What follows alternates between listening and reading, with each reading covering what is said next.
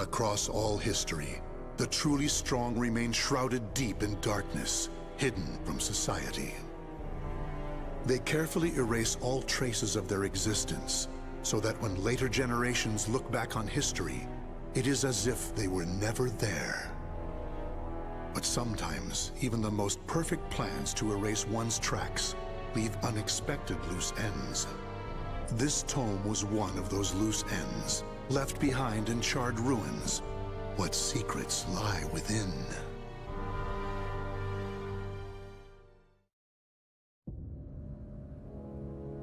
Zasalamel created me. A banal way to begin a tome, but writing down one's own history in a book is strange enough to begin with. I began writing this as an indulgent pastime, so I may as well enjoy myself. Now, about the cursed sword known as Soul Edge. I intend to record its secrets in this very tome. However, I must exercise caution. A fitting end awaits all who seek the cursed sword. Some may laugh and call this an exaggeration. Should anyone who has held that sword ever read this tome, though, I'm certain they'll agree with me. The origin of Soul Edge is a mystery. Legend says it was once an ordinary sword, void of any power. But after fighting on countless battlefields, it gathered a great deal of negative power, until a curse fell upon it. That much is true.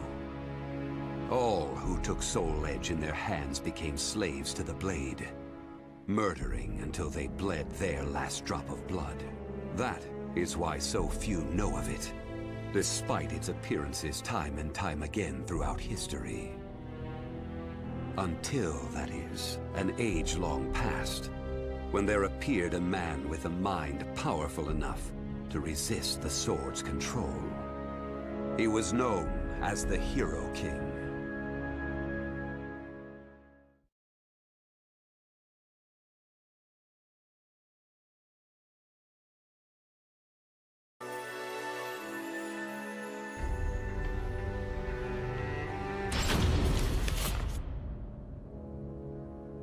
In that ancient age, great change came only through war. Thus, controlling Soul Edge meant ruling the world. The Hero King, being the man he was, one could say it was inevitable that he would bring peace to this warring world. I won't record the Hero King's name here. Someday I may decide the time is right to reveal it, but that time isn't now. It is said the Hero King lost Soul Edge due to his jealous son. After the Hero King killed his son, the spirit sword Soul Calibur was born from the remnants of the cursed sword. Indeed, the cursed sword and the spirit sword both come from the very same steel. While the name Soul Edge is known to a select few, the name Soul Calibur is known to almost no one. There is a reason the spirit sword was never revealed to the world. Some say the Hero King created the spirit sword, but the truth is that the Hero King risked his life and failed. Those who would carry on the dead king's wish and perfect Soul Calibur were to come later. They were known as the Guardians of the Spirit Sword. Like a thief in the night, they took the Spirit Sword and withdrew into the dark recesses of history. They told others of the Hero King's Spirit Sword, and that they were going into hiding to both prevent Soul Calibur from being used for evil, and to prepare for the threat of Soul Edge.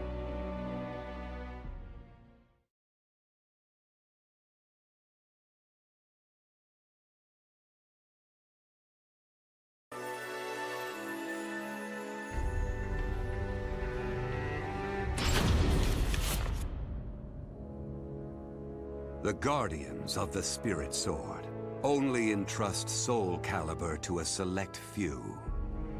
One recent example was a king from medieval Europe. Born in Britain, the king used the Spirit Sword to rule a large swath of Europe. I'm skeptical as to whether the king ever truly existed.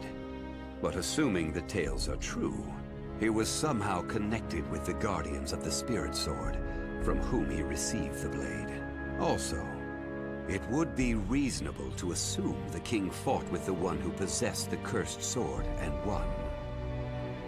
After the king's death, though, no one knows what happened to the Spirit Sword. Perhaps we should assume it eventually found its way back to the guardians of the Spirit Sword. But it should be noted that their power had dwindled greatly by that time. At the same time, there were those who awaited the second coming of the king. On the eve of the king's passing, a loyal knight set forth to find the Spirit Sword and restore the crown. That was the start of the secret society known as the Aval Organization. They hid themselves well for a considerably long period of time. Not even I learned of their inner workings until quite recently. Sworn to the late king, the Aval Organization sought the Spirit Sword and secretly assassinated all whom they deemed outsiders, those who were aligned with the cursed sword or did harm to humankind. A deeper look, however, reveals there was some unrest hidden below the organization's seemingly unshakable exterior.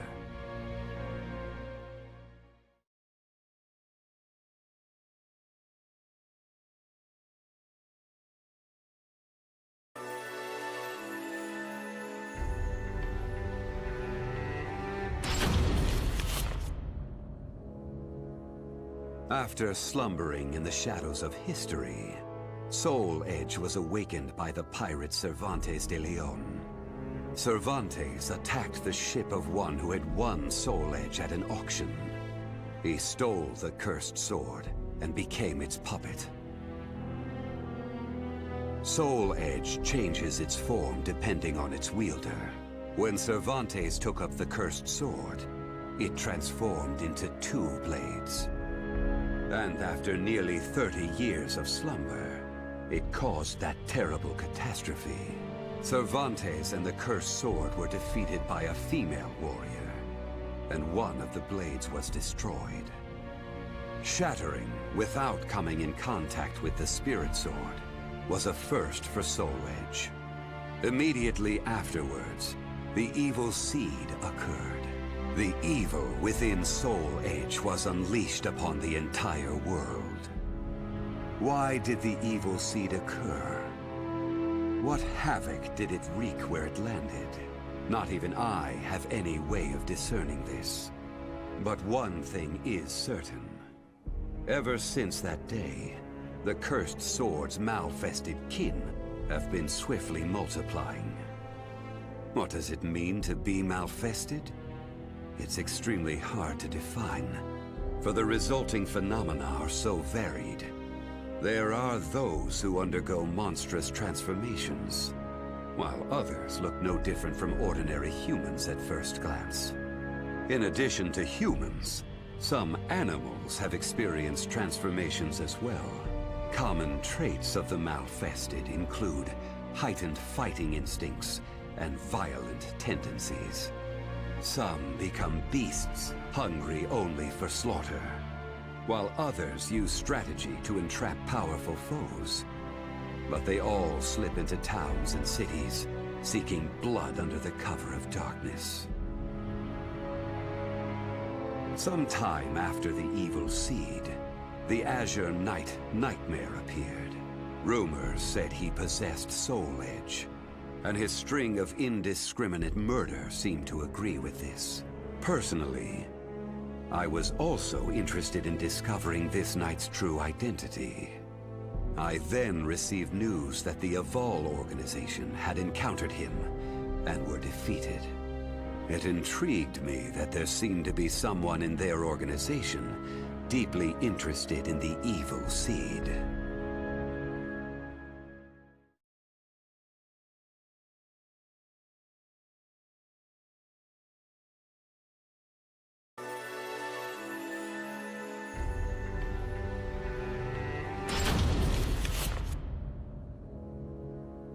While Soul Edge has appeared constantly throughout history, Soul Calibur's whereabouts are still shrouded in mystery. In time, I lost interest and gave up trying to search for any traces of it. But after resuming my search later, I found that it had been taken to a temple in the east at some point. With it were taken a staff able to absorb all manner of energy, and a mirror capable of purifying evil. These sacred treasures were used to create Soul Calibur and amplify its power. No one knows what had happened to the Guardians of the Spirit Sword, but they must have met with ruin, losing the Spirit Sword and their other treasures.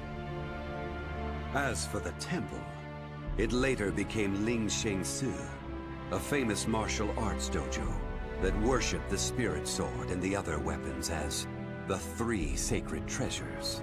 But now the Spirit Sword is no longer there. The evil seed deeply affected Ling Sheng Su, and most likely caused it to attract evil energy. Its martial arts students were soon overcome by madness and battle lust, and ended up killing each other. The temple fell in a single night. Therefore, no one knows what happened to the Spirit Sword. Only one student of Ling Sheng Su survived. While the survivor didn't possess Soul Calibur, there was clearly merit in looking into him. What powers did he possess? What could he accomplish? I was deeply intrigued.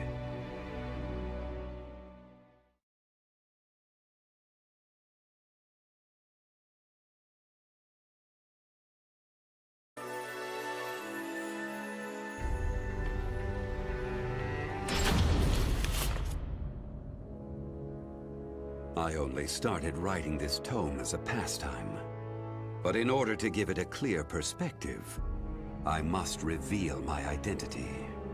I was once one of the Guardians of the Spirit Sword.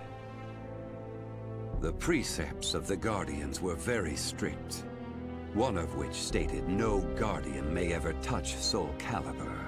But in my younger days, I failed to properly suppress my urges. When the others discovered my designs, they broke my arms and banished me. Amid my despair, I searched for a way to survive. What I discovered was the art of reincarnation. After a long period of training, I mastered the secrets contained within this lost wisdom. I reincarnated myself over and over again, and became an entity that could transcend generations. At first, I didn't realize the price I would have to pay for eternal life. For every time I reincarnated, I experienced the pain of death. It felt like my soul was being crushed. It is hard to put such pain and suffering in words. Indeed, I hadn't managed to completely escape death. No matter what one may accomplish in life, death remains inescapable. My bodies have lain in countless graves, but my soul will never rest in peace. So it was that I came to yearn for the final eternal death I could never have. And such desire began to corrupt my everlasting life. Gradually, I began to seek out death itself.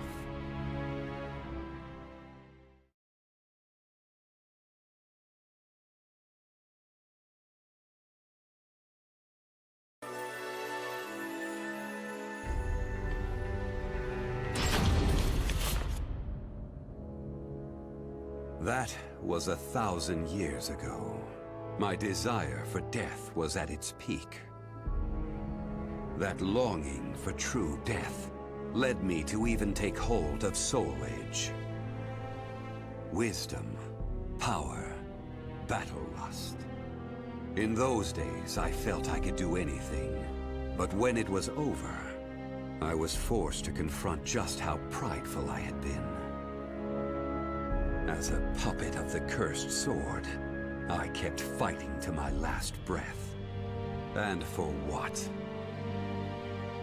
I fought in an age of endless war that spanned the world, all to establish a certain dynasty. That is all I'll say on the matter. I've lived as every type of person. Old, young, man, woman. But I've never felt as much joy as when I wielded that power. However, not even the cursed sword could free me from the chains of samsara. And so I died, and was born again into this world.